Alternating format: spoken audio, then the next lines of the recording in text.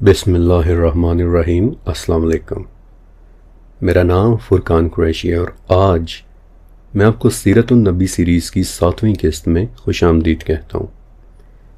میں جانتا ہوں کہ اس مرتبہ ویڈیو تھوڑی سی لیٹ ہو گئی ہے، ایسا اس لیے کیونکہ ایک تو درمیان میں عید کی چھٹیاں آ گئی تھیں، لیکن اس کے بعد سے میری صحت کچھ ٹھیک نہیں تھی۔ اس دوران میں بہت کم آن لائن آیا، اور پھر آپ جانتے ہی ہیں کہ میں کوئی پروفیشنل یوٹیوبر تو ہوں نہیں، نہ تو کوئی میرا اسٹوڈیو ہے اور نہ ہی میری کوئی ٹیم، اس لیے سارا کام بھی خود ہی دیکھنا ہوتا ہے۔ چھوٹے بڑے کام، تمام ریسورسز، انہیں خود ہی مینیج کرنا پڑتا ہے۔ بس اللہ تعالیٰ سے دعا ہے کہ وہ اس خوبصورت پروجیکٹ سیرت النبی پروجیکٹ کو مکمل کرنے میں مجھے آسانی دے دے، آمین۔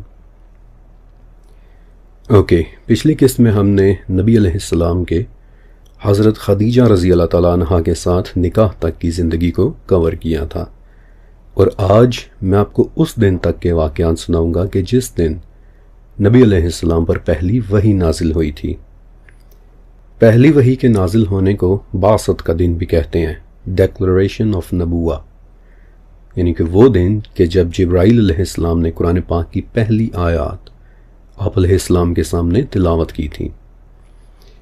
پہلی وحی کب، کیسے اور کس طرح نازل ہوئی، اس بارے میں تو انشاءاللہ بالکل علیحدہ سے ایک اور قسط ہوگی، کیونکہ پہلی وحی کا نزول ایک بہت اسپیشل ایونٹ تھا۔ اسے انشاءاللہ میں بہت تفصیل کے ساتھ سناؤں گا، لیکن آج کی قسط کا فارمیٹ تھوڑا سا ہٹ گیا ہے۔ پہلے ایسے ہو رہا تھا کہ میں آپ کو ہر سال کے واقعات ایک ترتیب کے ساتھ سنا رہا تھا، لیکن جیسے جیسے بعثت کا وقت قریب آ رہا تھا، مکہ اور عرب میں نبوت کی نشانیاں زیادہ اور تیزی کے ساتھ دیکھی جانے لگی تھیں۔ اب لوگ ان نشانیوں کو دیکھ تو رہے تھے، لیکن ان واقعات کو رپورٹ انہوں نے بہت بعد میں کیا، بلکہ کچھ واقعات تو نبی علیہ السلام کے بھی بہت بعد میں، مثلا حضرت عمر رضی اللہ تعالیٰ عنہ کے زمانے میں جا کر رپورٹ ہوئے تھے۔ ایسا اس لیے کیونکہ لوگ نشانیوں کو دیکھ رہے تھے لیکن انہیں انٹرپریٹ نہیں کر پا رہے تھے۔ مثلا آج میں آپ کو ایک واقعہ سناؤں گا کہ جس میں مدینہ کی ایک عورت کو جنات میں سے ایک جن نے خبر دی تھی کہ کچھ بڑا ہونے والا ہے، لیکن ایک تو وہ خبر اشعار کی صورت میں تھی، حالانکہ نارملی جنات کہانوں کے کانوں میں سرگوشیاں کیا کرتے تھے، اور دوسرا یہ کہ وہ اشعار ان لوگوں کو تب تک سمجھ نہیں آئے تھے کہ جب تک غزوہ بدر اور غزوہ احد نہیں ہو گئے تھے، اور جب وہ لڑائیاں ہو گئیں تب لوگوں کو سمجھ آئی کہ وہ پیشن گوئی اس دن کے بارے میں تھی۔ لہٰذا یہ واقعہ بھی بہت بعد میں رپورٹ ہوا تھا۔ البتہ ایک بڑا واقعہ ایسا ہے کہ جو یقیناً آپ سب نے بچپن میں سن رکھا ہوگا اور آپ اسے پہچان بھی لیں گے، لیکن وہ واقعہ آج شاید پہلی مرتبہ آپ پورے طریقے سے سننے والے ہیں۔ ہوا یوں کہ حضرت خدیجہ رضی اللہ تعالیٰ عنہ سے شادی کے بعد کئی سال گزر گئے، یہاں تک کہ نبی علیہ السلام کی عمر 34 یا 35 سال ہو گئی، تو مکہ میں ایک فیصلہ ہوا کہ کعبہ کو نئے سرے سے تعمیر کیا جائے۔ یہ فیصلہ کیوں ہوا، اس کی بہت ساری وجوہات تھیں۔ مثلا ایک دن لوگوں نے دیکھا کہ کعبہ کے نیچے سے پانی نکل رہا ہے، تو لوگ بڑے حیران ہوئے، اور جب انہوں نے کھدائیاں کی تو پتہ چلا کہ یہاں تو پہلے سے ہی کسی نے سرنگیں کھود رکھی ہیں۔ پھر جب اس پورے معاملے کی تحقیق ہوئی تو پتہ چلا کہ ودیق نام کا ایک غلام ہے کہ جو کعبہ کے نیچے موجود خزانے کو چوری کرنا چاہ رہا تھا، اور کعبہ کے نیچے واقعی ایک خزانہ موجود تھا۔ اس وقت کعبہ کے نیچے کنویں کی شکل کا ایک تہہ خانہ بنا ہوا تھا کہ جس میں ہر وہ چیز دفن کر دی جاتی تھی کہ جو کعبہ کی طرف حج کے لیے آنے والے لوگ وہاں نذرانے کے طور پر چھوڑ جایا کرتے تھے، مثلا سونے چاندی کے برتن اور ہیرے جواہرات کے ہار وغیرہ۔ اور ودیق وہ 2 سونے کے ہرن چوری کرنے میں کامیاب ہو بھی گیا تھا کہ جو کسی زمانے میں حضرت عبد المطلب نے وہاں رکھے تھے۔ آپ کو یاد ہوگا کہ وہ پورا واقعہ میں نے سنایا بھی تھا۔ بہرحال اس چور کو پکڑ لیا گیا، اس کے دونوں ہاتھ بھی کاٹ دیے گئے، اور اس سے پوچھا گیا کہ تم یہ کس کے کہنے پر کر رہے ہو، کیونکہ اتنا بڑا خزانہ تم اکیلے نے نہیں چرانا تھا۔ لیکن اس نے یہ نہیں بتایا کہ اس کے پیچھے کون ہے۔ پھر ایک اور وجہ ہوئی کہ ایک عورت تھی کہ جو ایک مرتبہ کعبہ کو دھونی دے رہی تھی، خوشبو دے رہی تھی، تو اس کے بخور سے آگ کا ایک شعلہ نکلا کہ جو کعبہ کے غلاف پر پڑ گیا اور اسے وہاں سے جلا دیا۔ تو قریش نے فیصلہ کیا کہ اب ہمیں کعبہ کو ریکنسٹرکٹ کرنا چاہیے، کیونکہ اس طرح ایک تو کعبہ کے اندر رکھی چیزیں چوری سے محفوظ ہو جائیں گی، اور دوسرا اس کی عمارت بھی پہلے سے کہیں زیادہ مضبوط ہو جائے گی۔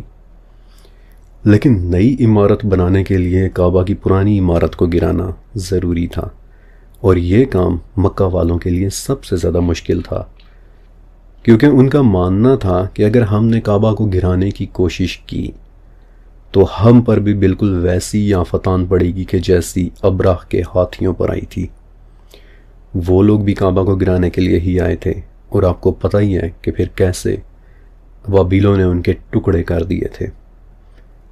بہرحال کئی دن کے سوچ و بچار کے بعد پھر ولید ابن مغیرہ مخزومی نامی ایک آدمی نے ہمت کی، اس نے کدال اٹھائی اور اونچی آواز میں بولا، لم نزاغ، یعنی ہم کچھ غلط کام نہیں کرنے والے۔ آج ہم کچھ پتھر گرانے کے بعد انتظار کریں گے، اگر کوئی آفت آئی تو ہم کعبہ کو جیسا یہ ہے بالکل ویسا ہی چھوڑ دیں گے، اور اگر کوئی آفت نہ آئی تو ہم سمجھ لیں گے کہ ہمیں نئی تعمیر کی خاطر اسے گرانے کی اجازت دے دی گئی ہے۔ اور یوں ولید نے کدالیں مار مار کر ایک طرف کے کچھ پتھر گرا دیے۔ جب پوری رات گزر گئی اور مکہ والوں نے دیکھا کہ ولید تو محفوظ رہا ہے اور اس پر کوئی مصیبت نہیں اتری، تو پھر باضابطہ طور پر مکہ کی پرانی عمارت کو ڈیمولش کرنے کا کام شروع ہو گیا۔ لیکن اس دوران ایک بات بڑی ہی زبردست اور عجیب ہوئی۔ جب یہ لوگ تمام دیواریں گرا چکے اور کعبہ کی بیس میں اس مقام تک پہنچ گئے کہ جو بالکل نیچے تھا، تو انہوں نے دیکھا کہ وہاں گہرے سبز رنگ کے یعنی ڈارک گرین اور آپس میں انٹرلاکڈ ہوئے زمرد جیسے کچھ بڑے بڑے پتھر لگے ہوئے ہیں، اور یہ وہ پتھر تھے کہ جنہیں حضرت ابراہیم علیہ السلام نے خود اپنے ہاتھوں سے لگایا تھا۔ کافی دیر تک وہ لوگ مبہوت کھڑے ان پتھروں کو دیکھتے رہے، اور پھر جب ان میں سے ایک آدمی نے ان سبز پتھروں کے درمیان اپنی کدال رکھی تاکہ انہیں بھی اکھیڑ دے، تو اچانک پورے مکہ میں ایک زوردار کڑاکے کی آواز آئی کہ جیسے کہیں بجلی گری ہو، اور وہ لوگ وہیں رک گئے اور سمجھ گئے کہ بس اب اس سے زیادہ ہم پرانی عمارت کو ٹچ نہیں کر سکتے۔ ابراہیم علیہ السلام کے لگائے ہوئے ان گہرے سبز پتھروں کو اکھیڑنے کی اجازت نہیں ہے، اور اس پوائنٹ پر آ کر قدیم عمارت کی ڈیمولشنگ کا کام مکمل ہو گیا۔ البتہ ایک بات اور کہ جو میں آپ کو ضرور بتانا چاہوں گا کہ سیرہ کی تمام بڑی کتابوں میں ایک تحریر کا ذکر ہے کہ جو ان ڈارک گرین پتھروں پر لکھی ہوئی ملی تھی۔ عام طور پر ہوتا یہ ہے کہ قدیم عمارتوں پر کچھ نہ کچھ لکھا ہوا مل جاتا ہے کہ فلاں عمارت فلاں شخص نے بنوائی تھی، جنہیں قدیم انسکرپشنز کہتے ہیں۔ لیکن جو بات ان سبز پتھروں پر لکھی ہوئی تحریر کو بہت زبردست بناتی ہے وہ ہے اس تحریر کا بالکل فرسٹ پرسن نیریٹو ہونا۔ ابھی میں بتاتا بھی ہوں کہ اس کا کیا مطلب ہوا۔ بہرحال یہ تحریر قدیم سیریاک زبان میں لکھی ہوئی تھی، مکہ والے اس کو پڑھ نہیں پا رہے تھے، لہٰذا مدینہ سے ایک بڑے یہودی عالم کو بلوایا گیا تاکہ وہ اس تحریر کو عربی میں ترجمہ کرے، اور تب کہ جب اس نے ترجمہ کیا تو پتہ چلا کہ اس میں تو بالکل فرسٹ پرسن نیریٹو لکھا ہوا ہے کہ میں مکہ کا مالک اللہ، جس نے اسے اس وقت بنایا کہ جب میں نے آسمانوں اور زمین کو پیدا کیا، اور اس کے دونوں طرف 7 فرشتوں کو کھڑا کیا کہ جو تب تک اس کی حفاظت کریں گے جب تک اس کے پہاڑ باقی رہیں گے، اور یہاں کا دودھ اور پانی یہاں کے رہنے والوں کے لیے برکت ہے۔ امیزنگ۔ کعبہ کے نیچے ان گرین پتھروں پر یہ تحریر بالکل فرسٹ پرسن نیریٹو ہے کہ میں مکہ کا مالک اللہ، اللہ اکبر۔ یہ سن کر انسان کو ایک جھرجھری آ جاتی ہے۔ نیچرلی یہ ڈارک گرین پتھر آج بھی کعبہ کے نیچے موجود ہیں، انہیں کبھی کسی نے نہیں چھیڑا کیونکہ انہیں چھیڑنے کی کبھی کسی کو جرت ہی نہیں ہوئی۔ آئی وانڈر کہ ان خوبصورت زمرد جیسے پتھروں کو اپنی آنکھوں سے دیکھنا کیسا لگتا ہوگا. Imagine that. اور بائی دی ویز وہ خزانہ آج بھی کعبہ کے نیچے موجود ہے، بلکہ اس خزانے کے حوالے سے تو نبی علیہ السلام کی ایک پیشن گوئی بھی موجود ہے کہ قیامت سے پہلے کعبہ کو ایک حبشی توڑ دے گا اور توڑ کر اس کا خزانہ نکال دے گا، اور اس حبشی کی نشانی یہ ہوگی کہ اس کی ٹانگیں بہت پتلی پتلی ہوں گی. اللہ اکبر. پتہ نہیں وہ کیسا دن ہوگا، اور پتہ نہیں ہماری زندگیوں میں آئے گا بھی یا پھر ہمارے بعد. اللہ تعالیٰ ہمیں وہ دن دیکھنے سے محفوظ رکھے، آمین. بہرحال ڈارک گرین پتھروں والی تحریر کے علاوہ 2 تحاریر اور بھی ملی تھیں. دوسری تحریر مقام ابراہیم کے پاس سے ملی تھی، اور اس میں لکھا ہوا تھا کہ یہاں 3 طرف سے رزق آتا ہے. اور ایک تحریر اور بھی ملی تھی کہ جس میں لکھا تھا کہ جو نیکی بوئے گا لوگ اس پر رشک کریں گے، اس جیسا بننا چاہیں گے، اور جو رسوائی بوئے گا وہ شرمندگی اٹھائے گا. اللہ رب العزت ذلت سے محفوظ فرمائے. یہ لکھا تھا اس میں.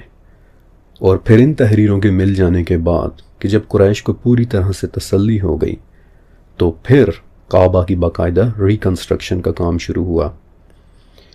لیکن ریکنسٹرکشن سے پہلے ایک شرط رکھی گئی کہ کعبہ کی تعمیر میں جو بھی پیسہ لگے گا وہ صرف اور صرف جائز سورسز سے کمایا ہوا پیسہ ہوگا.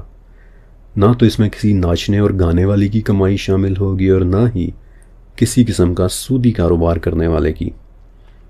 دراصل اس شرط کے پیچھے بھی ایک واقعہ ہوا تھا. قریش کے ایک نیک آدمی تھے ابو وہب. کعبہ کی تعمیر کے وقت جب بھی وہ نئے پتھروں میں سے کوئی پتھر اٹھاتے تو وہ پتھر فٹ نہ بیٹھتا، نیچے گر جاتا.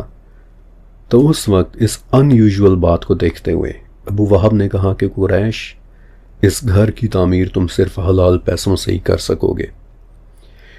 بہرحال تعمیر شروع ہوئی اور ہر قبیلے نے اپنے لیے کوئی نہ کوئی ٹاسک مقرر کر لیا. مختلف قبیلے مختلف قسم کا کنسٹرکشن مٹیریل پرووائڈ کرنے لگے. کوئی قبیلہ پتھر لا کر دے رہا تھا اور کوئی قبیلہ لکڑی، کوئی قبیلہ گارا بنا کر دے رہا تھا اور کوئی قبیلہ کپڑا. اور اس پورے پروجیکٹ کو سپروائز ایک رومن انجینئر کر رہا تھا کہ جس کا نام بھی تاریخ میں مل جاتا ہے، باکوم. جب ساری عمارت تعمیر ہو چکی اور آخر میں حجر اسود لگانے کی باری آئی تو پھر وہ واقعہ ہوا کہ جس کے متعلق ہم سب نے بچپن سے سن رکھا ہے. حجر اسود کو اٹھا کر کعبہ میں لگانا ایک بہت بڑا اعزاز تھا، اور نیچرلی ہر قبیلے کی یہ خواہش تھی کہ یہ اعزاز اس کے پاس جائے. لیکن کوئی قبیلہ بھی پیچھے ہٹ کر دوسرے کو یہ اعزاز دینے کے لیے تیار نہیں ہو رہا تھا، اور یوں اس ایشو کو لے کر مکہ کا ماحول بہت زیادہ ٹینس ہونا شروع ہو گیا، تلخ کلامی ہونا شروع ہو گئی، اور یوں لگنے لگا کہ مکہ ایک بار پھر سے سرخ ہونے والا ہے.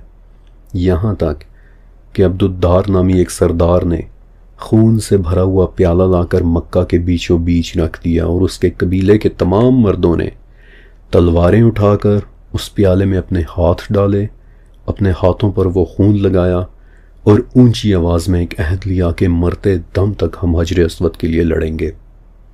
اور پھر اس پیالے کو ایک نام بھی دیا گیا تھا، لقۃ الدم، یعنی خون چاٹنے والا پیالہ. اور اس ایونٹ کے بعد لگنے لگا کہ بس اب مکہ میں خون ریزی ہوئی کہ ہوئی. لیکن اس وقت مکہ میں رہنے والے سب سے ضعیف اور معمر شخص کا نام تھا ابو امیہ المخزومی.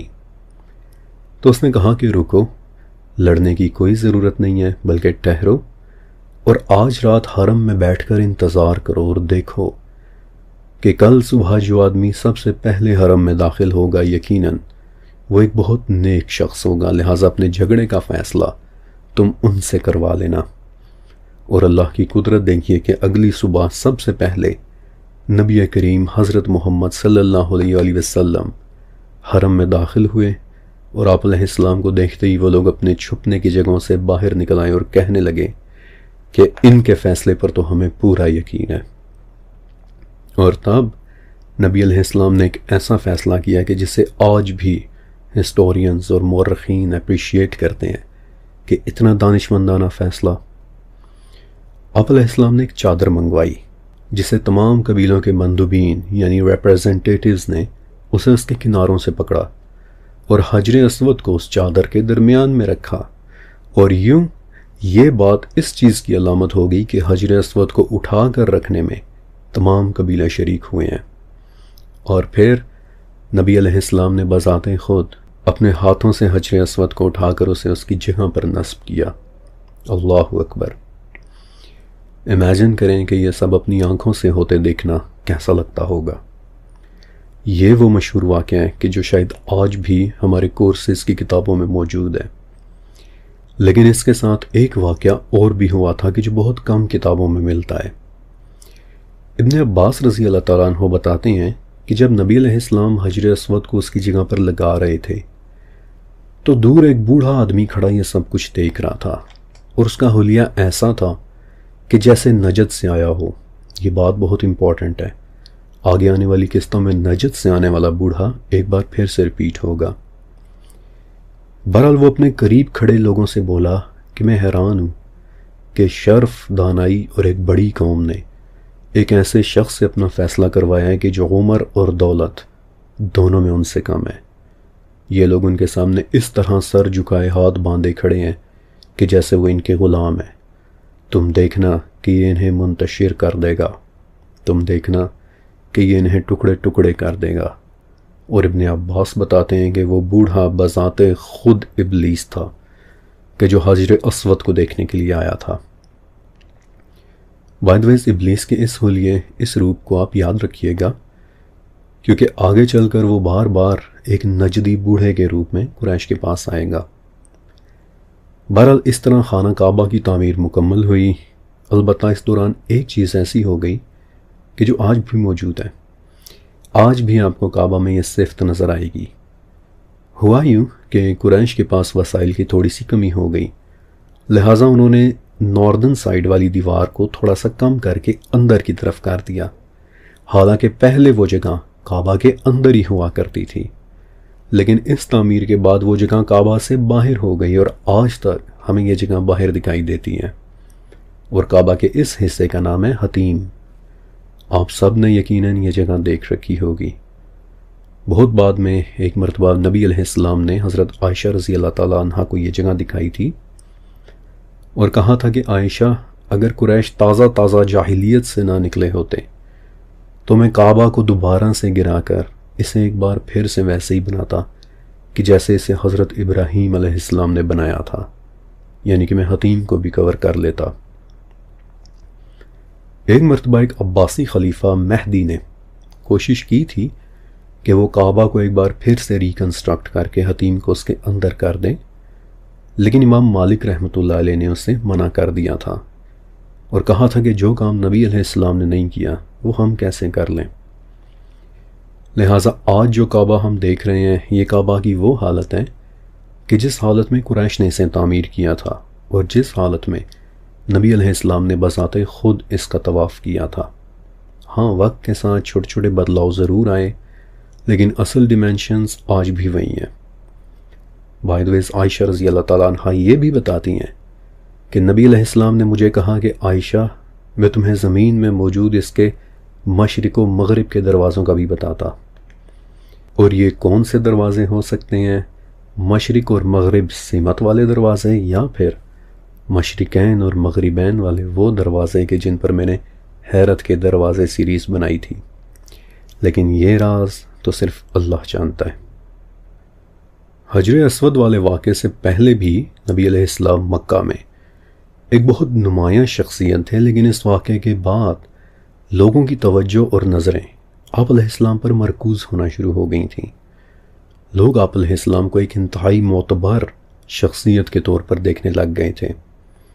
اس لیے اب اس زمانے کے دوران ہمیں نبی علیہ السلام کے خوبصورت حلیے کے متعلق انفارمیشن ملنا شروع ہو جاتی ہے۔ کئی بڑے ناموں نے آپ علیہ السلام کی شکل مبارک کے متعلق رپورٹ کیا ہے کہ آپ علیہ السلام دیکھنے میں کیسے تھے۔ مثلا ایک نام ہے حضرت جابر ابن سمرہ رضی اللہ تعالیٰ عنہ کا، بعد میں صحابی رسول بھی بنے تھے۔ تو کہتے ہیں کہ ایک رات میں اپنے گھر کی چھت پر کھڑا ہوا تھا اور اس رات بہت خوبصورت پورا چاند نکلا ہوا تھا۔ اور میں نے آپ کو بتایا بھی تھا کہ مکہ میں چاند کو بہت زیادہ وینریٹ کیا جاتا تھا۔ تو جابر کہتے ہیں کہ میں چھت پر کھڑا چاند کو دیکھ رہا تھا کہ اچانک میری گلی میں نظر پڑی تو دیکھتا ہوں کہ محمد صلی اللہ علیہ وسلم چلتے ہوئے جا رہے ہیں، اور آپ نے سرخ رنگ کا ایک حلہ پہنا ہوا ہے، اور آپ دیکھنے میں مجھے بڑے ہی اچھے لگے، یہاں تک کہ پہلے میں نے چاند کو دیکھا، پھر میں نے آپ کو دیکھا، پھر میں نے چاند کو دیکھا، اور ایک مرتبہ پھر آپ کو دیکھا، اور پھر فیصلہ کیا کہ نہیں، سرخ حلے میں محمد چاند سے زیادہ خوبصورت لگ رہے ہیں۔ پھر یہی جابر ابن سمرہ بتاتے ہیں کہ نبی علیہ السلام کی آنکھیں ایسی تھیں کہ جیسے ان میں سرما لگا ہوا ہو، حالانکہ ان میں سرما لگا ہوا نہیں ہوتا تھا۔ آپ علیہ السلام کی بصارت کے متعلق بھی کافی سارا ڈیٹا موجود ہے، مثلا قدیم دور میں، اور صرف عرب میں ہی نہیں بلکہ عرب سے باہر بھی، ایک بڑا دلچسپ رواج تھا کہ رات کے وقت ستاروں کا ایک جھرمٹ نظر آتا ہے جسے پلیڈیز کہتے ہیں۔ عربی زبان میں اس جھرمٹ کو سریا کے ستارے بھی کہتے ہیں، اور یہ جھرمٹ پاکستان سے بھی نظر آتا ہے، اور اگر میں آپ کو دکھاؤں تو آپ شاید اسے پہچان بھی لیں گے۔ قدیم زمانے میں اس جھرمٹ کو آنکھوں کے ایک ٹیسٹ کے طور پر استعمال کیا جاتا تھا۔ ایک عام انسان اس جھرمٹ میں 5 سے 6 ستارے دیکھ لیتا ہے، لیکن جو شخص 7 ستارے دیکھ لیتا تھا اسے تیر اندازی یعنی آرچری یا اسکاؤٹس کی پوزیشن کے لیے ایک بہترین آدمی سمجھا جاتا تھا، کیونکہ 7 ستارے دیکھنے والے کی نظر پرفیکٹ سمجھی جاتی تھی۔ لیکن امام قرطبی رحمۃ اللہ علیہ اپنی کتاب اسماء النبی میں لکھتے ہیں کہ نبی علیہ السلام اس جھرمٹ کے 11 ستاروں کو آئیڈینٹیفائی کر لیا کرتے تھے۔ اللہ اکبر۔ بائی دی وے یہ ایک بہت دلچسپ ٹیسٹ ہے۔ اب تو خیر لائٹ پولوشن کا بھی ایک فیکٹر ہوتا ہے، رات کے آسمان اب اتنے صاف نہیں رہے کہ جتنے پہلے ہوا کرتے تھے، لیکن کبھی موقع ملے تو بارش کے بعد رات کے صاف آسمان میں اس جھرمٹ کو ضرور دیکھیے گا، یہ بہت خوبصورت جھرمٹ ہے، اور اورائن کی کانسٹلیشن کے بالکل اوپر نظر آتا ہے۔ نبی علیہ السلام کی خوبصورت آنکھوں اور بصارت کے متعلق بھی رپورٹس مل جاتی ہیں۔ جب مقاتل ابن حیان رحمۃ اللہ علیہ نے حضرت عیسیٰ علیہ السلام کی سیرہ لکھی تھی تو بتاتے ہیں کہ عیسیٰ علیہ السلام پر ایک وحی ایسی بھی اتری تھی کہ جس میں یہ حکم تھا کہ عیسیٰ ابن مریم میرے معاملے میں کوشش کرنا، سستی نہ کرنا، اور اس نبی کی تصدیق کرنا کہ جس کی آنکھیں خوبصورت اور بڑی ہوں گی، یعنی نبی علیہ السلام۔ لیکن یہاں آپ نے ایک بات اپنے ذہن میں رکھنی ہے کہ نبی علیہ السلام کی مبارک صفات میں سے کچھ باتیں ایسی تھی کہ جو آپ علیہ السلام میں پہلے سے موجود تھی، لیکن کچھ صفات معراج کے واقعے کے بعد مینیفیسٹ ہوئی تھیں، اور ہونی بھی تھیں، کیونکہ آخر معراج کوئی چھوٹا واقعہ تو تھا نہیں۔ نبی علیہ السلام کو اس دنیا کی ٹائم اینڈ سپیس اور فزکس کے قوانین سے بالکل آزاد کر کے معارج کے ذریعے، یعنی آسمان میں چڑھنے والے راستوں کے ذریعے 7 آسمانوں کو کراس کر کے اوپر سدرۃ المنتہا تک لے جایا گیا تھا، اور وہاں نبی علیہ السلام کو وہ رنگ دکھائے گئے تھے کہ جنہیں ہم نہیں جانتے۔ تو نیچرلی کچھ صفات آپ علیہ السلام میں معراج والے واقعے کے بعد مینیفیسٹ ہوئی تھیں۔ واقعہ معراج پر انشاءاللہ علیحدہ سے پوری ایک قسط ریلیز ہوگی، لیکن معراج کے بعد آپ علیہ السلام کی بصارت میں جو واضح چینج آیا، علامہ قاضی رحمۃ اللہ علیہ لکھتے ہیں، وہ یہ تھا کہ آپ علیہ السلام کو دن اور رات میں بالکل ایک جیسا نظر آنے لگ گیا تھا، بالکل ویسے ہی کہ جیسے جب کوہ طور پر اللہ تعالیٰ نے حضرت موسیٰ علیہ السلام سے کلام کیا تو موسیٰ علیہ السلام کو شدید اندھیرے میں بھی پہاڑوں کے اوپر رینگتی ہوئی چونٹیاں تک دکھائی دینے لگ گئی تھیں۔ بلکہ ایک مرتبہ تو نبی علیہ السلام نے خود فرمایا تھا کہ میں تمہیں پیچھے سے بھی ایسے ہی دیکھتا ہوں کہ جیسے اب تمہاری طرف منہ کر کے تمہیں سامنے سے دیکھ رہا ہوں۔ اور سنن دارمی کی ایک حدیث کے مطابق ایک مرتبہ ایسے بھی ہوا تھا کہ قبروں کے قریب سے گزرتے ہوئے آپ علیہ السلام نے قبر کے اندر دیکھ لیا تھا کہ ان میں موجود لوگوں کو عذاب ہو رہا ہے۔ پھر معراج ہی کے بعد نبی علیہ السلام کی سماعت، یعنی آپ علیہ السلام کا سننا، عام لوگوں سے کئی گنا بڑھ کر ہو گیا تھا۔ مثلا ایک مرتبہ نبی علیہ السلام نے اپنے اصحاب سے پوچھا کہ کیا تم لوگ بھی وہ سن رہے ہو کہ جو مجھے سنائی دے رہا ہے؟ صحابہ نے کہا کہ نہیں یا رسول اللہ۔ تو آپ علیہ السلام نے فرمایا کہ جو میں دیکھ رہا ہوں اسے تم نہیں دیکھ سکتے، اور جو میں سن رہا ہوں اسے تم نہیں سن سکتے۔ مجھے آسمان کے چرچرانے کی آواز سنائی دے رہی ہے، اور وہ بالکل ٹھیک چرچرا رہا ہے، کیونکہ اس میں کوئی ایسی خالی جگہ نہیں ہے کہ جدھر کوئی فرشتہ سجدے میں گرا ہوا نہ ہو۔ یعنی جب کسی چیز پر کوئی بے انتہا بھاری وزن ڈال رہا ہو تو وہ چیز چرچرانے لگتی ہے، دبنے لگتی ہے، اور آسمان فرشتوں کے وزن کی وجہ سے چرچرا رہا تھا، دب رہا تھا، اور نبی علیہ السلام کو اس کے دبنے اور اس کے چرچرانے کی آواز تک سنائی دیا کرتی تھی۔ اور پھر وہ فرشتے بھی تو دیکھیں کہ ایسے ایسے قدیم اور عظیم فرشتے ہیں کہ جنہیں اگر ہم دیکھ لیں تو شاید ہمارا دل دھڑکنا بھی بند ہو جائے۔ آئی وش کہ میں آپ کو ان فرشتوں کی شکل و صورت کے متعلق بھی بتاتا، لیکن پھر بات کہیں اور چلی جائے گی۔ پھر خوشبو، بائی دا ویز ٹیکنیکلی نبی علیہ السلام کی یہ تمام صفات بعثت اور معراج کے بعد رپورٹ ہوئی تھی، لیکن جیسا کہ میں نے آپ کو اس قسط کے شروع میں بتایا تھا کہ آج ہم نبی علیہ السلام کی زندگی کے اس دور کو کور کر رہے ہیں کہ جو بعثت کے بالکل آس پاس کا ہے۔ اس میں کچھ واقعات ایسے ہیں کہ جو نوٹس تو پہلے ہو گئے تھے لیکن رپورٹ پھر بعثت کے بعد ہوئے تھے، اور میں آپ کو نبی علیہ السلام کی یہ مبارک صفات اس لیے بتا رہا ہوں تاکہ آپ کو ایک تصور کرنے میں آسانی ہو کہ صحابہ کرام کو کیا نظر آتا تھا۔ جب صحابہ کرام نبی علیہ السلام کو دیکھتے تھے تو وہ کیا دیکھا کرتے تھے، اور انہی صفات میں سے ایک صفت تھی نبی علیہ السلام کی خوشبو۔ مدینہ میں 5 بہنیں رہتی تھیں کہ جن میں سے ایک کا نام تھا عمیرہ بنت مسعود رضی اللہ تعالیٰ عنہ۔ کہتی ہیں کہ ایک مرتبہ ہم نبی علیہ السلام سے ملنے کے لیے آئیں تو دیکھا کہ آپ علیہ السلام اس وقت بیٹھے خشک گوشت کھا رہے ہیں۔ آپ نے اپنے ہاتھ میں گوشت کا جو ٹکڑا پکڑا ہوا تھا وہ مجھے دے دیا۔ میں نے تھوڑا سا خود کھایا اور باقی اپنی 4 بہنوں میں تقسیم کر دیا، اور انہوں نے فوراً سے وہ گوشت کھا لیا، اور خدا کی قسم کہ اس دن سے لے کر آج تک ہمارے منہوں سے ایک خوبصورت مہک آئے چلی جا رہی ہے، وہ خوشبو ختم ہی نہیں ہو رہی، اور تب سے لے کر آج تک ہمارے منہوں سے کبھی کوئی فحش بات نہیں نکلی۔ یہ تمام واقعات میں آپ کو اس لیے بتا رہا ہوں تاکہ آپ وہاں ہونا ایکسپیرینس کر سکیں کہ جب نبی علیہ السلام کی بعثت ہو چکی تو صحابہ کرام کیا دیکھا کرتے تھے۔ پھر آواز، نبی علیہ السلام کی آواز میں ایک گونج تھی۔ حضرت علی رضی اللہ تعالیٰ عنہ بتاتے ہیں کہ ہم میں سے سب سے خوبصورت آواز نبی علیہ السلام کی تھی، یہاں تک کہ جب آپ گفتگو کیا کرتے تھے، جب آپ خطبات دیا کرتے تھے تو مردوں کے علاوہ عورتیں بھی آپ کی باتیں پردوں کے پیچھے سے بیٹھ کر سنا کرتی تھیں، اور لازمی نہیں کہ وہ خواتین وہاں قریب ہی موجود ہوں، بلکہ ام ہانی نبی علیہ السلام کی کزن تھی، حضرت علی رضی اللہ تعالیٰ عنہ کی بہن تھی۔ بتاتی ہیں کہ ہم نبی علیہ السلام کے گھر سے دور رات کو اپنے گھروں میں سو رہے ہوتے تھے تو نبی علیہ السلام کی تلاوت کی آواز ہمیں اپنے بستروں کے اندر تک سنائی دیا کرتی تھی۔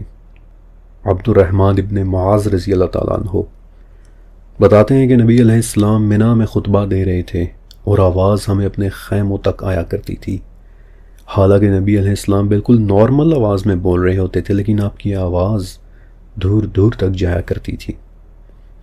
پھر آپ علیہ السلام کے بال، خالد بن ولید رضی اللہ تعالیٰ عنہ بتاتے ہیں کہ نبی علیہ السلام کے کچھ بال میں نے اپنی ٹوپی میں سی کر رکھے ہوئے تھے، اور خدا کی قسم جس لڑائی میں وہ ٹوپی شریک ہوئی اس لڑائی میں ہم کبھی بھی نہیں ہارے۔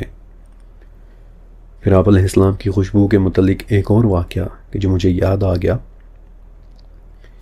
کہ ایک مرتبہ ایک آدمی نبی علیہ السلام کے پاس آیا اور کہا کہ یا رسول اللہ، میری بیٹی کی شادی ہونے والی ہے، تو کیا آپ میری کچھ مدد کر سکتے ہیں؟ تو نبی علیہ السلام نے جواب دیا کہ میرے پاس تو اس وقت کچھ بھی نہیں ہے، میرے ماں باپ آپ پر قربان، میرا سب کچھ آپ کے لیے وقف، آپ کے ایک ایک لفظ پر لاکھوں کروڑوں درود و سلام۔ تو وہ آدمی بولا کہ یا رسول اللہ، پھر مجھے آپ اپنا تھوڑا سا پسینہ ہی دے دیں، اور نبی علیہ السلام نے اسے اپنا پسینہ دے دیا۔ وہ آدمی بتاتا ہے کہ میری بیٹی اسے کسی خوشبو کی طرح لگایا کرتی تھی، اور جب وہ لگاتی تھی تو پورے مدینہ کی عورتیں اس خوشبو کو سونگھنے کے لیے میری بیٹی کے گھر آیا کرتی تھیں۔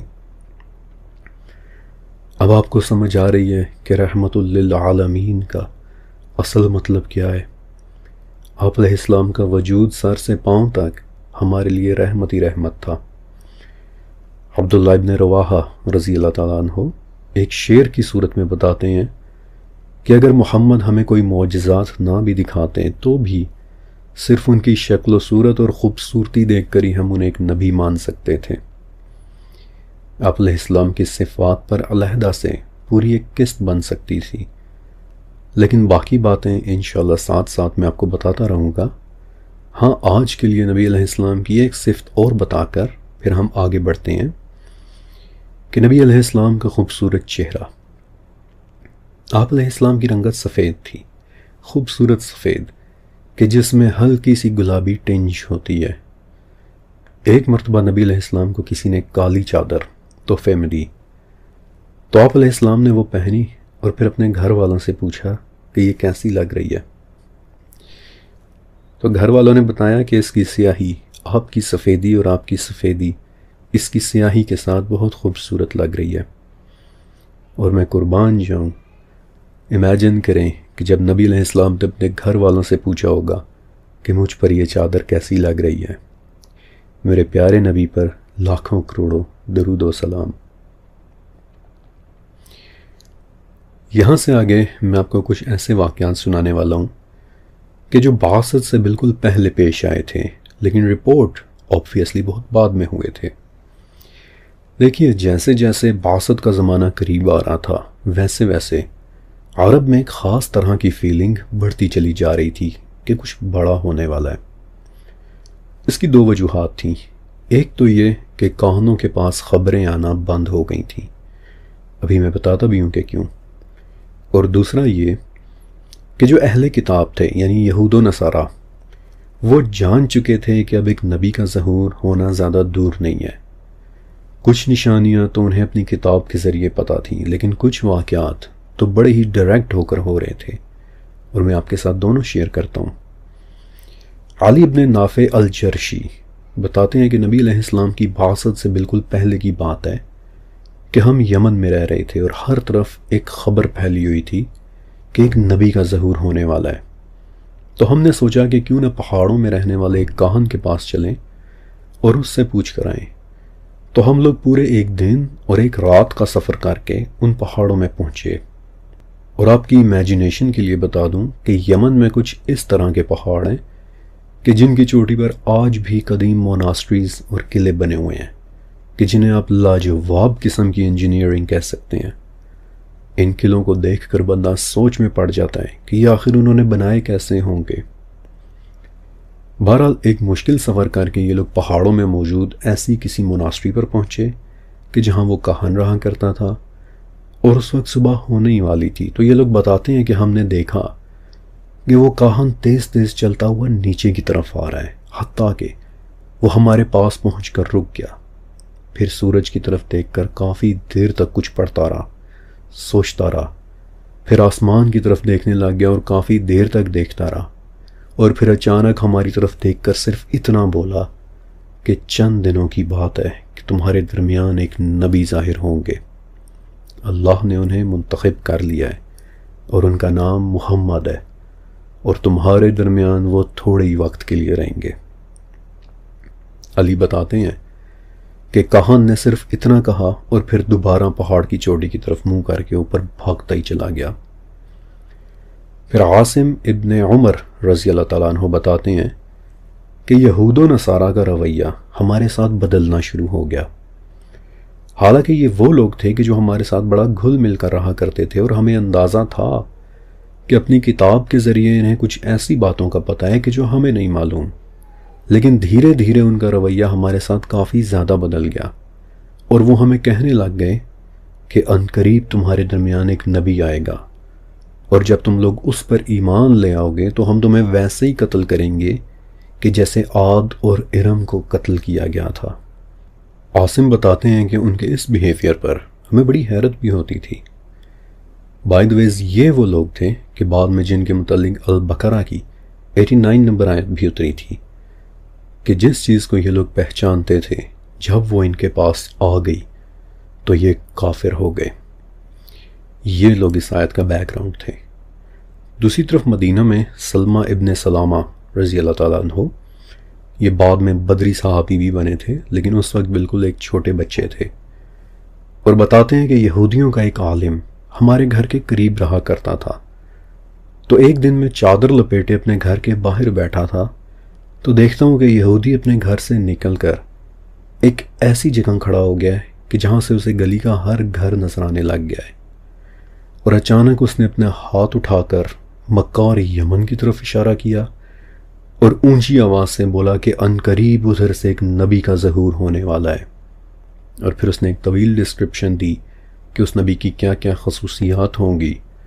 تو لوگ بڑے حیران ہوئے اور پوچھا کہ یہ جو باتیں تم بتا رہے ہو یہ کب تک ظاہر ہوں گی؟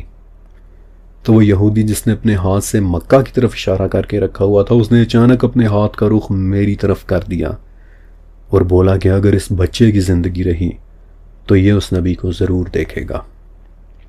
اور سلمہ بتاتے ہیں کہ واقعی ایسا ہوا، زیادہ عرصہ نہیں گزرا تھا کہ نبی علیہ السلام بذات خود ہمارے درمیان موجود تھے۔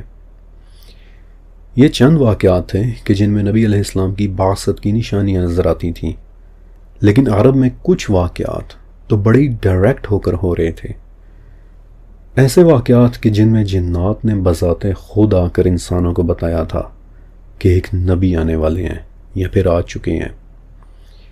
مثلا عروہ ابن مسعود ثقفی رضی اللہ تعالیٰ عنہ بعد میں ایک صحابی بنے، بتاتے ہیں کہ نبی علیہ السلام کی بعثت سے پہلے ایک مرتبہ تجارت کی خاطر میں نجران کے پہاڑوں کی طرف گیا، تو دن بھر کے سفر کے بعد ہم لوگ کافی تھک چکے تھے۔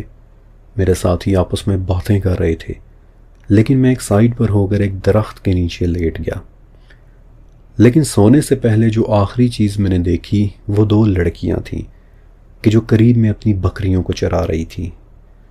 تو عروہ بتاتے ہیں کہ انہیں دیکھتے ہی دیکھتے میری آنکھ لگ گئی، لیکن تھوڑی دیر بعد کسی کی باتیں کرنے کی آواز سے میری آنکھ کھلی اور میں نے دیکھا کہ وہی 2 لڑکیاں میرے قریب بیٹھی آپس میں باتیں کر رہی ہیں، اور ان میں سے ایک لڑکی دوسری سے پوچھ رہی ہے کہ یہ کون ہے؟ دوسری نے جواب دیا کہ یہ عروہ ابن مسعود ہیں کہ جو سردار بنے بغیر ہی سردار بن گئے ہیں۔ عروہ کہتے ہیں کہ میں بڑا حیران ہوا کہ یہ مجھے کیسے جانتی ہے، اور میں نے کچھ بولنے کی کوشش کی لیکن حلق سے میری آواز نکل ہی نہیں پا رہی تھی، اور میں چپ چاپ لیٹا ان لڑکیوں کی باتیں سنتا رہا۔ پھر پہلی نے پوچھا کہ یہ کہاں سے آئے ہیں اور انہوں نے کہاں جانا ہے؟ تو دوسری نے جواب دیا کہ یہ بلند قلعے والی جگہ سے آئے ہیں اور انہوں نے نجران جانا ہے۔ پہلی بولی کہ تم نے سچ کہا، لیکن اس سفر میں انہیں کیا ملے گا؟ دوسری نے جواب دیا کہ انہیں بہت ساری تجارت اور منافع ملے گا، ان کا یہ سفر ان کے لیے مبارک ہوگا۔ پہلی پھر بولی کہ تم نے سچ کہا، لیکن ان کا انجام کیا ہوگا؟ دوسری نے جواب دیا کہ یہ ایک سردار بن کر زندگی گزاریں گے اور ان کی سرداری ایک نبی کی اطاعت کی وجہ سے ہوگی۔ پہلی پھر بولی کہ تم نے سچ کہا، لیکن یہ نبی کیا ہوتا ہے؟ دوسری نے پھر جواب دیا کہ وہ دعوت دینے والا ہوتا ہے، اس کی دعائیں قبول ہوتی ہیں اور اس کا معاملہ عجیب ہوتا ہے۔ پہلی پھر بولی کہ تم نے سچ کہا، اور عروہ بتاتے ہیں کہ اس کے بعد ان دونوں کی گفتگو رک گئی اور وہ دونوں مسکراتے ہوئے میری طرف دیکھنے لگ گئیں، اور میرا خوف سے یہ حال ہو گیا کہ کاٹو تو بدن میں لہو نہیں۔ میں وہیں لیٹا روتا رہا، اور اس دوران مجھ پر عجیب سی غنودگی طاری ہو گئی، اور جب میری آنکھ کھلی تو نہ تو وہ لڑکیاں وہاں پر تھیں اور نہ ہی ان کی بکریاں۔ میں جلدی جلدی نجران پہنچا، اور تجارت سے بھی پہلے وہاں کے بڑے گرجا میں گیا کہ جہاں کا ہائی پریسٹ میرا ایک دوست بھی تھا، اور اسے یہ تمام واقعہ سنایا کہ جسے سن کر وہ خاموش ہو گیا۔ پھر اس نے کہا کہ ابو یعفور، ان قریب تم دیکھو گے کہ ایک نبی کا ظہور ہوا ہے، اور جب وہ ظاہر ہوں تو تم فوراً ان پر ایمان لے آنا، اس میں کوئی دیر نہ کرنا۔ بکریوں والی وہ دونوں لڑکیاں کون تھیں، جنات یا پھر کوئی اور مخلوق، یہ راز تو ہم شاید اب کبھی بھی نہ جان سکیں۔ لیکن ایسا ہی ایک اور واقعہ عمرو ابن مرہ رضی اللہ تعالیٰ عنہ نامی ایک صحابی کے ساتھ پیش آیا تھا۔ بتاتے ہیں کہ نبی علیہ السلام کی بعثت سے پہلے ایک رات ہم یمن سے حج کی خاطر مکہ کی طرف نکلے، تو راستے میں ہم نے جس جگہ پر پہلا سٹاپ کیا وہاں میں نے ایک خواب دیکھا کہ کعبہ سے ایک روشنی نکلی ہے کہ جو دور دور تک پھیل گئی ہے، یہاں تک کہ اس روشنی میں مجھے مدینہ کے پہاڑ بھی دکھائی دینے لگ گئے ہیں، اور دور سے ایک مدھم سی آواز آ رہی ہے کہ جس میں کوئی کہہ رہا ہے کہ بتوں کا وقت ختم ہو گیا، عدل، رحم اور سلامتی کا دور شروع ہونے والا ہے۔ عمرو کہتے ہیں کہ میں جلدی سے گھبرا کر اٹھا اور میرا پورا جسم پسینے میں بھیگا ہوا تھا کہ اچانک میری نظر ایک ایسے آدمی پر پڑی کہ جو درخت کے نیچے بیٹھا مجھے دیکھے چلا جا رہا تھا۔ اس نے مجھ سے پوچھا کہ کیا ہوا؟ میں نے اسے بتایا کہ میں نے ایک خواب دیکھا ہے، اور پھر میں نے اسے اپنا خواب سنایا تو وہ کہنے لگا کہ لگتا ہے کہ عنقریب کعبہ بتوں سے خالی ہونے والا ہے۔ عمرو، اگر اس وقت تم زندہ ہوئے تو جو نبی آئیں گے ان پر ضرور ایمان لانا۔ عمرو کہتے ہیں کہ ابھی میں خود کو سنبھال ہی رہا تھا کہ وہ آدمی اٹھ کر وہاں سے چلا گیا، اور اس کے جانے کے بعد اچانک مجھے خیال آیا کہ اس شکل و صورت کا تو کوئی آدمی ہمارے قافلے میں تھا ہی نہیں۔ میں نے اسے بہت ڈھونڈا لیکن دوبارہ مجھے وہ شخص کہیں نظر نہیں آیا۔ وانس اگین وہ جنات میں سے تھا یا کسی اور مخلوق میں سے، یہ بات تو شاید ہمیشہ کے لیے اب ایک راز ہی رہے گی۔ لیکن کچھ واقعات ایسے ہیں کہ جن میں جنات کے ڈائریکٹلی انوالوڈ ہونے کا پتہ چل جاتا ہے۔ مثلا مدینہ میں ایک عورت، ایک کاہنہ رہا کرتی تھی کہ جسے لوگ علی طلا کہتے تھے۔ اب نارملی ہوتا یہ تھا کہ کاہنوں کے پاس کچھ جنات ہوتے تھے کہ جو انہیں آسمانی خبریں لا کر دیا کرتے تھے۔ وہ جنات آسمانوں میں چھپ کر بیٹھ جاتے، وہاں سے فرشتوں کی باتیں سنتے، اور اس ایک بات میں اپنی طرف سے 100 باتیں ملا کر نیچے آ کر کاہنوں کے کان میں سرگوشی کیا کرتے تھے، اور کاہنوں کو جنات کی وہ سرگوشی مرغی کی کٹ کٹ کی آواز کی طرح سنائی دیا کرتی تھی۔ یہ ان کا کمیونیکیٹ کرنے کا طریقہ ہوتا تھا۔ لیکن بعثت سے پہلے ایک رات علی طلا کا ساتھی جن بذات خود اچانک اس کے سامنے آ کر زمین پر گر گیا۔ کیوں گرا ابھی میں بتاتا ہوں۔ اور معمول سے ہٹ کر اس مرتبہ اس نے سرگوشیوں کے بجائے ایک شعر پڑھا کہ جسے علی طلا سمجھ نہیں پائی، اسے انٹرپریٹ نہیں کر پائی۔ ایک تو اس وقت وہ اچانک گھبرا گئی تھی، اور دوسرا جنات کے اس طرح خبر دینے کا طریقہ ہائیلی ان یوزول تھا۔ بہرحال اس نے ایک شعر پڑھا کہ جس کا میں آپ کو اردو ترجمہ بتا رہا ہوں کہ میں ایک عظیم واقعے کو جانتا ہوں کہ وہ زخمی کرنے اور گلے کاٹنے کا دن ہوگا۔ درے، کیا چیز ہیں درے؟ وہ کہ جن میں ٹخنے اپنے مقامات سے بچھڑ جائیں گے۔ اس جن کے ان اشعار کو علی طلا ایک طویل عرصے تک سمجھ نہیں پائی، انٹل کہ بدر اور احد کے معرکے ہو گئے کہ جو دروں میں لڑے گئے تھے، اور تب ان اشعار کی سمجھ آئی کہ وہ جن ان دروں میں ہونے والی اہم لڑائیوں کا سراغ دے رہا تھا۔ بائی دا ویز وہ جن گرا کیوں، یہ ایک بڑی زبردست لیڈ ہے، اور میں چاہتا ہوں کہ آپ کو اس کے بارے میں بتاؤں، کیونکہ اس سے آپ کو بعثت کی نشانیوں کو سمجھنے میں کافی زیادہ ہیلپ ملے گی، کلیئرٹی ملے گی۔ دیکھیے، جیسے جیسے بعثت کا وقت قریب آ رہا تھا ویسے ویسے جنات اور شیاطین کے لیے آسمان میں جانا مشکل ہوتا چلا جا رہا تھا۔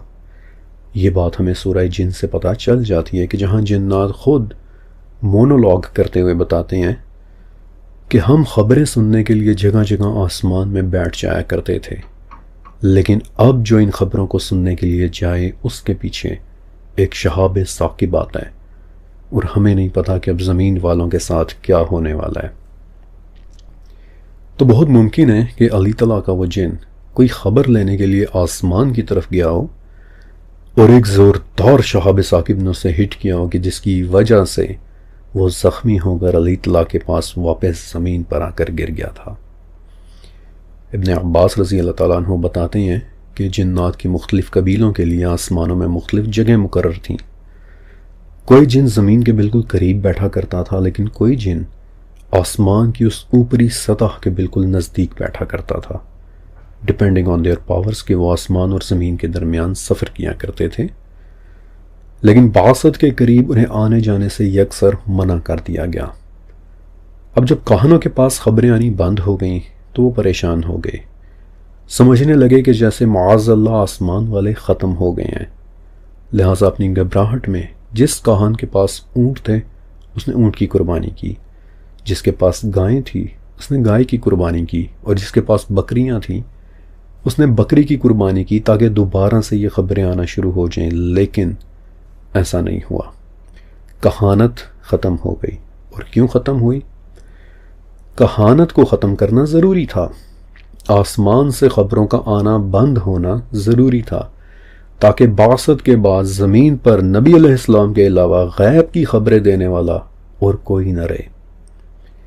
زمین والے وحی کو ان خبروں کے ساتھ کنفیوز نہ کر دیں، وحی کے ایک ڈیوائن میسج ہونے میں کوئی شک نہ رہے۔ یہ وجہ تھی کہ جنات کو آسمان میں چڑھنے سے روک دیا گیا تھا، اور پھر وہ پورا واقعہ سورہ جن میں رپورٹ ہوتا ہے۔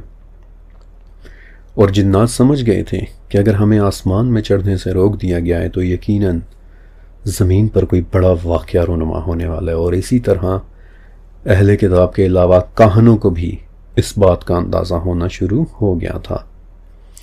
اور جس رات نبی علیہ السلام کی بعثت ہوئی اس رات ابلیس شدید بے چین تھا، کیونکہ اسے اندازہ تھا کہ آج رات کچھ بڑا ہونے والا ہے۔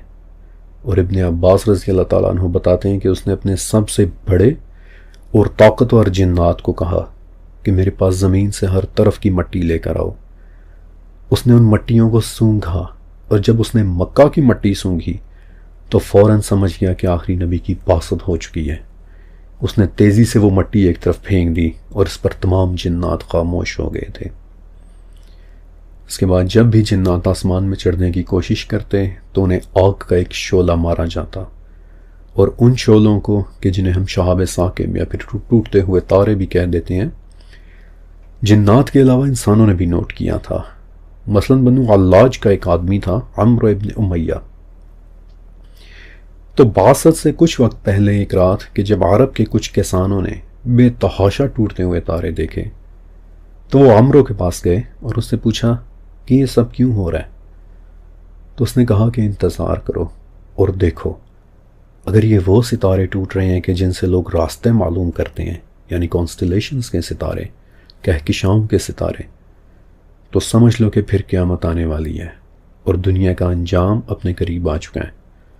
لیکن اگر یہ وہ ستارے نہیں ہیں تو سمجھ لو کہ زمین میں پھر کوئی عظیم الشان واقعہ پیش آنے والا ہے۔ لیکن وہ کیا واقعہ ہے یہ تو صرف اس دنیا کا رب ہی جانتا ہے۔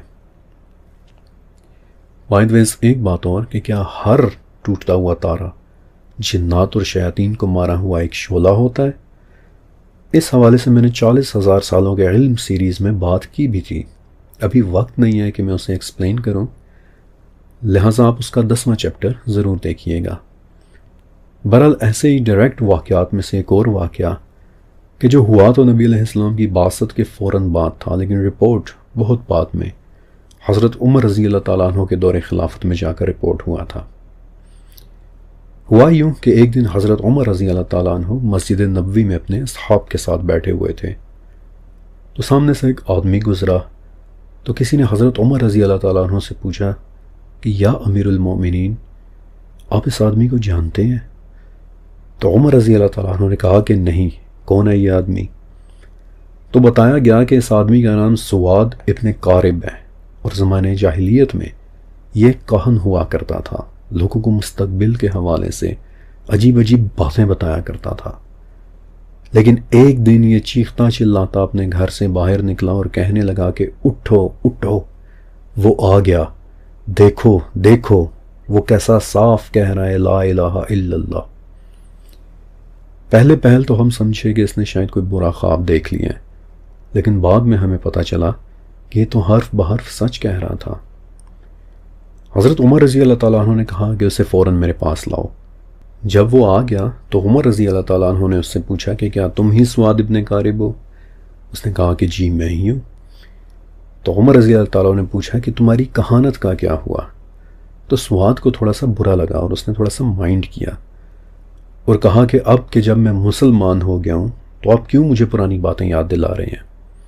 تو عمر بن خطاب بولے کہ تمہیں تو وہ باتیں یاد رکھنی چاہیے سواد، وہ تو ایک ایسا وقت تھا کہ جب ہم شرک کیا کرتے تھے لیکن تم لا الہ الا اللہ کی صدائیں لگا رہے تھے، تو کیا تمہاری کہانت نے تمہیں یہ سب بتایا تھا؟ تو سواد بولے کہ نہیں، بلکہ ایک رات کہ جب میں سو رہا تھا تو کسی نے مجھے اپنے پاؤں سے ٹہوکا اور مجھے سرگوشیوں جیسی ایک آواز سنائی دی کہ ابن قارب اٹھو، لوئی ابن غالب کی نسل میں ایک پیغمبر کا ظہور ہوا ہے، اٹھو اور میری بات سنو۔ میں اٹھا تو صحیح لیکن اسے اپنا وہم سمجھ کر دوبارہ سو گیا۔ لیکن دوسری رات ایک بار پھر سے ایسا ہوا، کوئی مجھے اپنے پاؤں سے جگاتا اور کہتا کہ اٹھو میری بات سنو۔ یہاں تک کہ تیسری رات بھی، تو مجھے اندازہ ہو گیا کہ یہ میرا وہی جن ہے کہ جو مجھے خبریں لا کر دیا کرتا تھا۔ لہٰذا چوتھی صبح میں اٹھ کر فوراً محمد الرسول اللہ سے ملنے گیا اور یہ تمام واقعہ انہیں سنا دیا، تو اللہ کے نبی میری یہ داستان سن کر بہت خوش ہوئے۔ یہ واقعہ سن کر حضرت عمر رضی اللہ تعالیٰ عنہ کا چہرہ بھی چمکنے لگ گیا اور وہ بولے کہ سواد، آج سے کئی سال پہلے مجھے کسی نے اس واقعے کے متعلق بتایا تھا اور ایک زمانے سے میری خواہش تھی کہ میں یہ پوری بات سنوں کہ آخر تمہارے ساتھ ہوا کیا تھا۔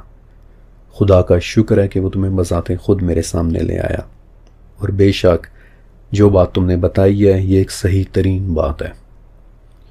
بعد میں حضرت عمر رضی اللہ تعالیٰ عنہ سواد ابن قارب کا بہت خیال رکھا کرتے تھے، لیکن آپ نے دیکھا کہ جیسے جیسے نبی علیہ السلام کی بعثت کا وقت قریب آ رہا تھا ویسے ویسے اس عظیم واقعے کی نشانیاں بڑھتی چلی جا رہی تھیں، اور ابھی تو میں نے آپ کو صرف وہ واقعات سنائے ہیں کہ جو نبی علیہ السلام سے تھوڑا دور رہنے والوں نے رپورٹ کیے تھے۔ ابھی تو چند ایسے بڑے واقعات کا بتانا باقی ہے کہ جو بعثت سے ٹھیک پہلے مکہ میں رہنے والے نبی علیہ السلام کے دوستوں نے اپنی آنکھوں سے ہوتے دیکھے تھے، اور میں آپ کو یقین دلاتا ہوں کہ وہ واقعات سن کر ایک تو آپ نے حیران رہ جانا ہے کہ اتنے واضح واقعات، اور دوسرا یہ کہ ایک بار پھر سے آپ کی آنکھوں سے آنسوں نے رواں ہو جانا ہے۔ لیکن اب آپ نے دو کام ضرور کرنے ہیں کہ ایک تو اس ویڈیو کے نیچے موجود لائک کا بٹن ضرور دبا دیجیے گا تاکہ یہ ویڈیو ہماری یوٹیوب فیملی کے باقی ممبرز تک بھی پہنچ جائے، اور دوسرا یہ کہ نیچے کمنٹ سیکشن میں لکھے میرے پنڈ کمنٹ، میرے ٹاپ کمنٹ کو ایک مرتبہ ضرور پڑھ لیجیے گا، کیونکہ سیرت النبی پروجیکٹ کو اسی طرح آسانی کے ساتھ جاری رکھنے کے لیے میری طرف سے آپ سب کے لیے اس میں ایک بہت ضروری پیغام ہے۔ شکریہ اور اللہ حافظ۔